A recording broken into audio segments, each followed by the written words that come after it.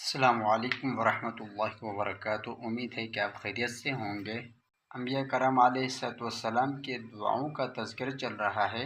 انبیاء کرام علیہ السلام کی مصنون دعائیں ہیں، ان میں سے آج ہم پڑھیں گے حضرت عیسیٰ علیہ السلام کی مصنون دعا، جو کہ حضرت عیسیٰ علیہ السلام نے یہ دعا مانگی تھی۔ سورہ مائدہ کے اندر یہ ذکر ہے، آیت نمبر 114 ہے، یعنی کہ اللہ رب العزت نے فرمایا: اللہم ربنا انزل علینا مائدۃ من السماء تکون لنا عیدا لاولنا وآخرنا وآیۃ منک وارزقنا وانت خیر الرازقین۔